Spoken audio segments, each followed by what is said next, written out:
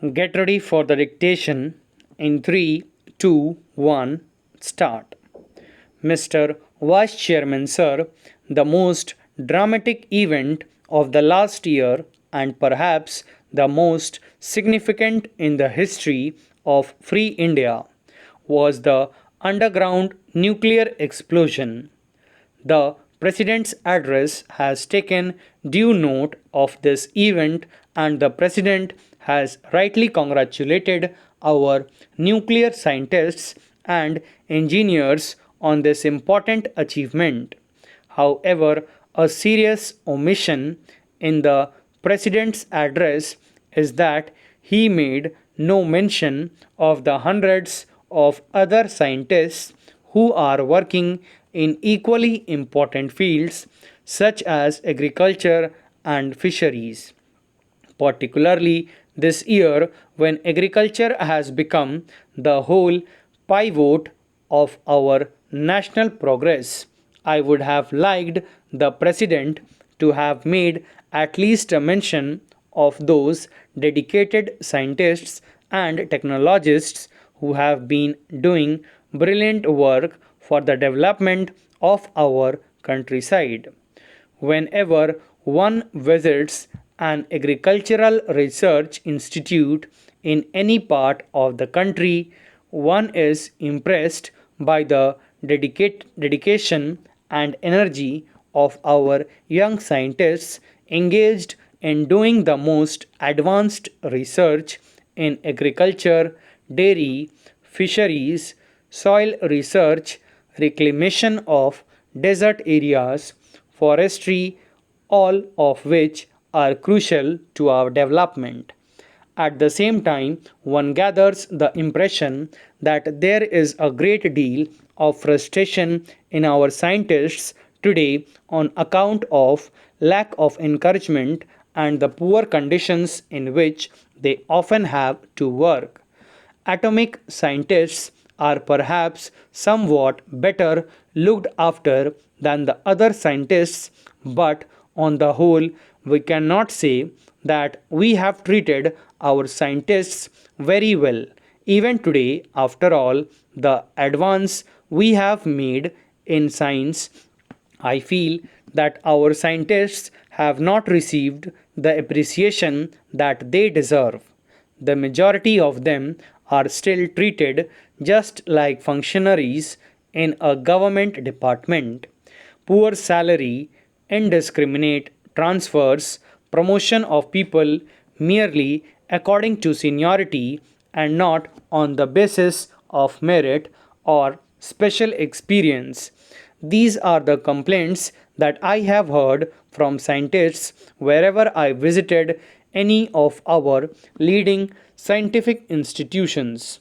I suggest, sir, that the time has come when we should not only raise the prestige of our scientists community but also substantially improve their material rewards and conditions of work. When I say material rewards, I do not mean just salary. More important is the kind of working and living conditions we provide for the scientists, how far we can reduce their domestic worries so that they can concentrate on their work. It should not be beyond the means of our government to provide our scientists cheap housing, special educational facilities for their children, concessional travel facilities, and so on.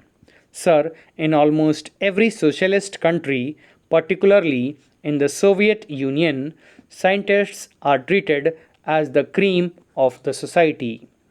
In India, if we look around, who are the elite of our society?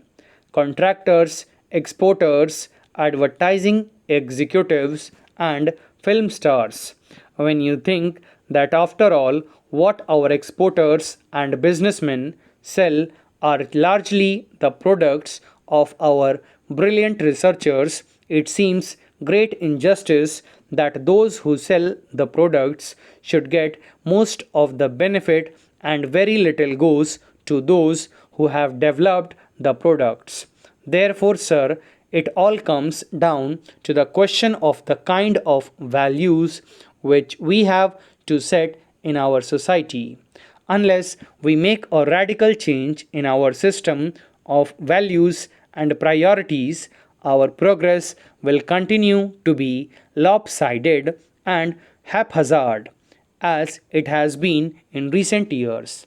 It has become more evident now than ever that only through advanced science and technology we can improve the conditions of the vast masses of our people who live in the rural areas.